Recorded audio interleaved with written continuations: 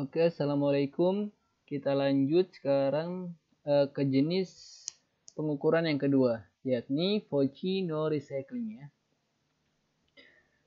Oke, langsung aja masuk ke contoh soalnya. Mungkin yang perlu diperhatikan di sini yang pertama ada penyesuaian fair value yang menggunakan equity investment secara langsung, dan saat penjualan dia tidak mengakui adanya gain or loss on sale ya. Jadi dia melakukan penyesuaian langsung mempengaruhi OCI. Kita langsung masuk ke contoh soalnya.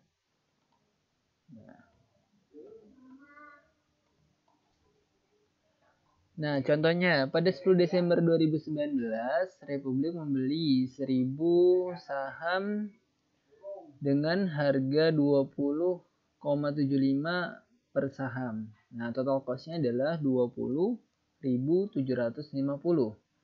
Nah, saham mempresentasikan kurang dari 20% kepemilikan ya.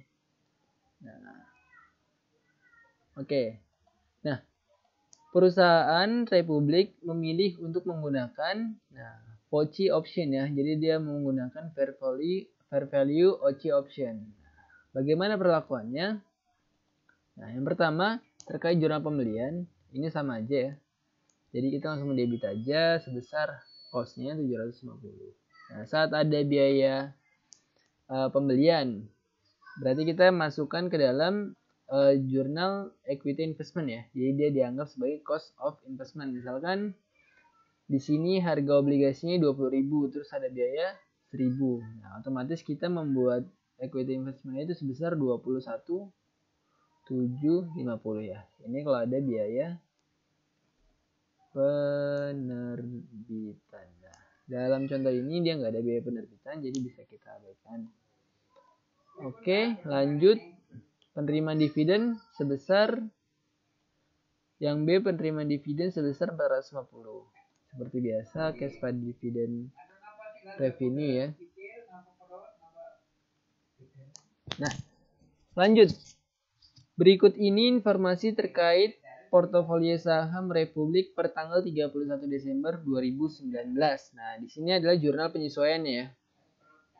Nah, jadi perlu diingat bahwa kalau Fauci no recycling untuk equity investment itu dia disesuaikannya per jenis persatuan saham ya. Maksudnya misalkan nih punyanya Hawthorne aja nih, berarti cuma dia aja yang disesuaikan gitu. Yang lainnya disesuaikannya secara masing-masing, secara individu terpisah.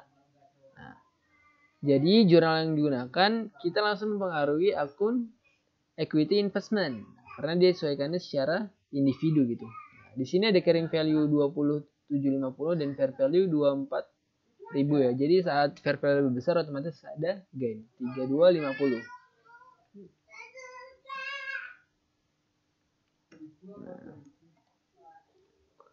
Lanjut.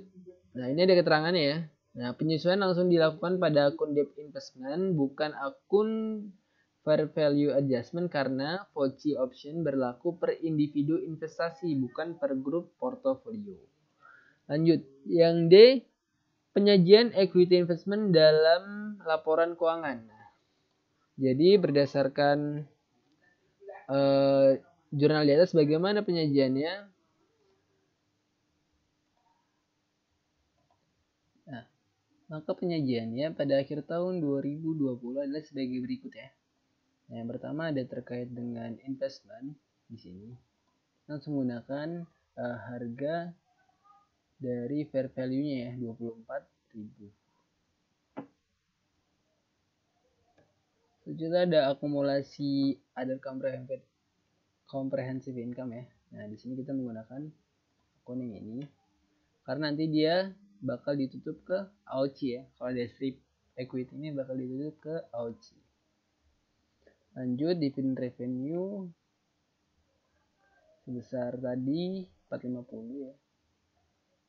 Terus untuk di OCI-nya ini sebesar sama 3250. Oke.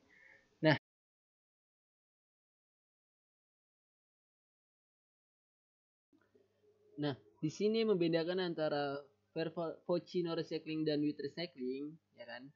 kalau with recycling dia kan mereklasifikasi ya. Dia mereklasifikasi kerugiannya ini ke OIE. Ya kan? Ini disebut with recycling ya. Sedangkan recycling itu kan artinya mereklasifikasikan ulang ya. Sedangkan jadi kalau with recycling ini dia direklasifikasikan ulang. Maksudnya tuh kalau VOCI itu kan normalnya semua berpengaruh ke UHG ya, ke unrealized ya kan, strip equity. Kan masuk ke sini semua. Nah, kalau dia with recycling, nah itu dia direklasifikasikan ulang sebagai pendapatan OIE atau yang realized. Nah, jadi dia realized gain ya, yang masuk ke OIE. Ini disebut di reklas. Sekali lagi, normalnya kalau with recycling itu kan dia direklasifikasikan ya. Yang normalnya kalau nggak ada penjualan dia masuk ke sini. Kalau tanpa penjualan. Sedangkan kalau ada penjualan, nah dia dimasukin ke realized gain. Atau yang bisa kita sebut loss on sale atau gain on sale. Sedangkan kalau no recycling, itu dia konsisten teman-teman. Dia konsisten. Konsistennya itu digambarkan dengan cara menyesuaikan terlebih dahulu nih fair value-nya ke unrealized strip equity. Jadi sebelum kita menjual nih, kita sesuaikan dulu supaya tidak mereklas gitu, supaya kita konsisten menggunakan UHGL pada equity investment. Kayak gitu ya. Jadi supaya konsisten, dia sebelum menjual mereklasifikasikan dulu dengan jurnal seperti ini. Setelah kita sesuaikan, barulah kita jual dan kita menerima cash pada equity investment, di mana equity investment ini sudah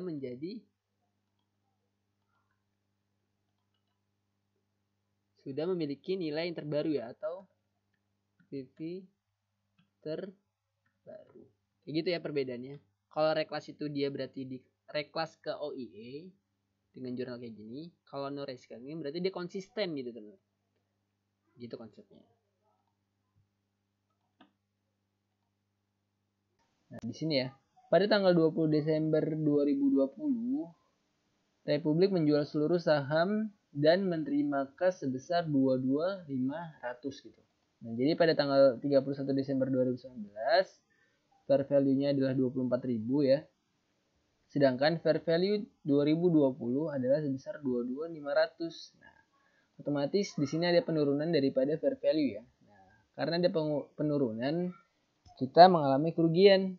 Nah, kerugiannya kita jurnal sebagai unrealized holding gain or loss, strip equity di debit dan equity investment di kredit. 1.500. Nah, ini baru jurnal penyesuaiannya aja. Nah, barulah kita membuat jurnal penjualannya sebesar nilai fair value pada saat penjualan gitu. Jadi kita di sini karena udah sesuaikan, jadi nilai equity investment ini sudah sesuai dengan harga pasar yang terbaru. Karena sebelumnya kita udah melakukan penyesuaian. Oke, terima kasih. Oke, kita lanjut lagi ya. Nah, sebelumnya aku mau klarifikasi kalau di laporan keuangan ini adalah laporan per 31 Desember 2019 ya. Jadi laporan ini 2019. Nah, nantinya penyesuaiannya ini yang VOCI with no recycling itu baru di 2020 ya. Jadi di sini laporannya itu per 31 Desember 2019. Sekarang kita lanjut ke metode yang ketiga. Nah, metode yang ketiga ini kita langsung membahas mengenai kepemilikan 20% sampai 50% dengan equity method. Nah, jadi di sini membedakan hanya di penjurnalan saat net income dan pendapatan dividennya aja. Nah, dia nggak melakukan penyesuaian fair value dan nggak mengakui adanya unrealized holding gain or loss. Kita langsung ke contoh soalnya. Nah,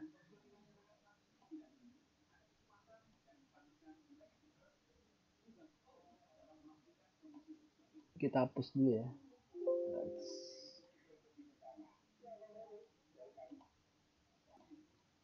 Nah, ini adalah contohnya ya. Jadi kita harus membandingkan antara fair value method dengan equity method ya. Nah, yang pertama pada tanggal 2 Januari 2019 membeli 50.000 lembar saham PT Siap setara dengan 20%. Nah, jadi 50.000 ini adalah 20% kepemilikannya ya. Seharga $10 per saham. Nah, bagaimana cara menjurnalnya? Nah, untuk fair value method seperti biasa aja, 50.000 dikali 10 ya. Dengan jurnal equity investment pada cash. Ini juga sama untuk equity method caranya.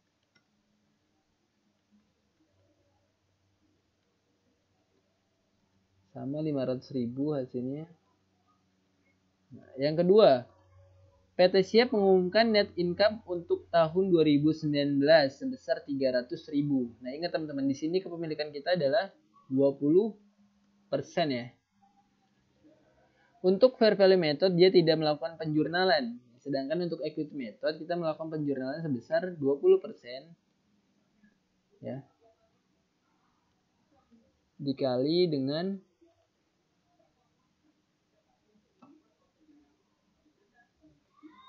pembagian net income-nya. Net income-nya adalah 300.000. Jadi di sini sebesar 60.000.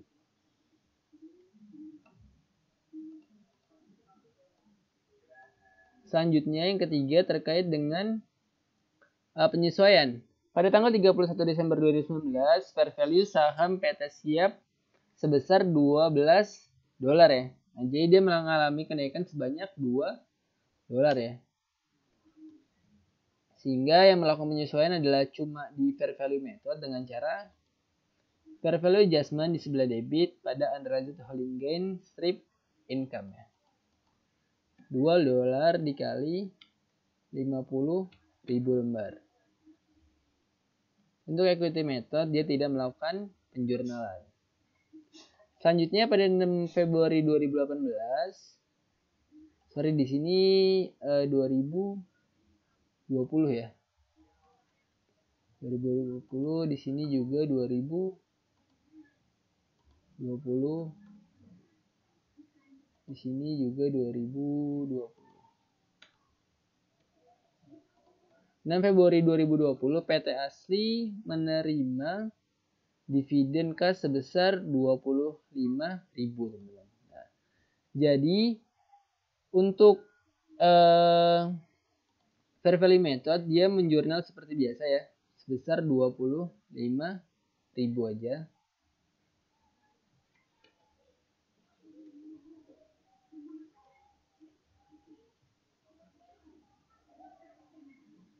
Sedangkan untuk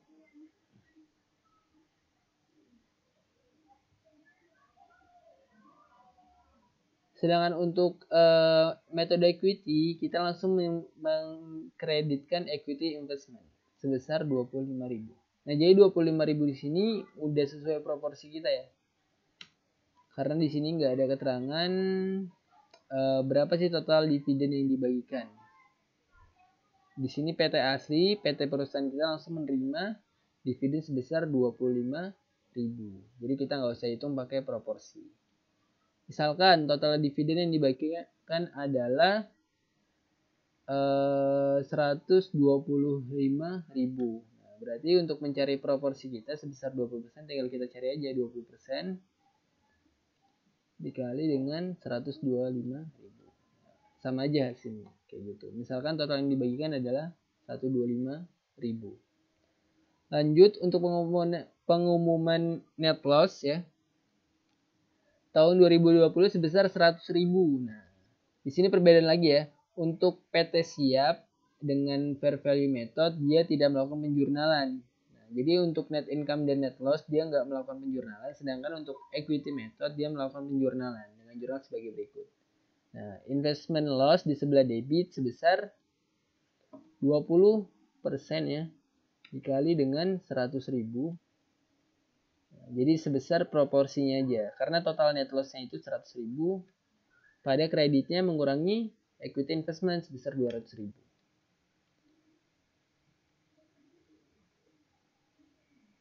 Lanjut, yang terakhir, pada tanggal 31 Desember 2020, fair value saham PT Siap sebesar $11 per saham. Nah, jadi di sini dia turun ya nilai pasarnya.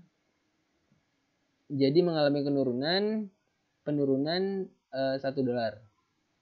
Jadi penurunannya itu saldo akhirnya harus $11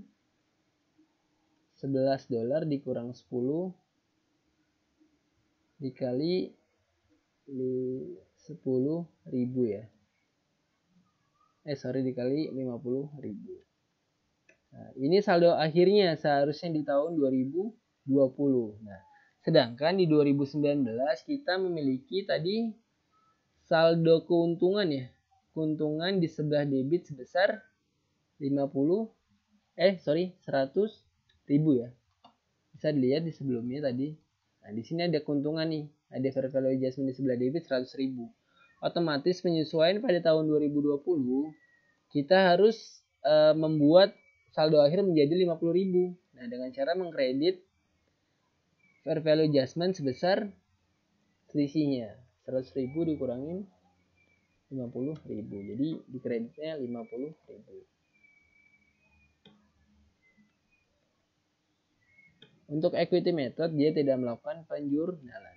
Oke, terima kasih. Nanti kita lanjut ke pembahasan yang keempat.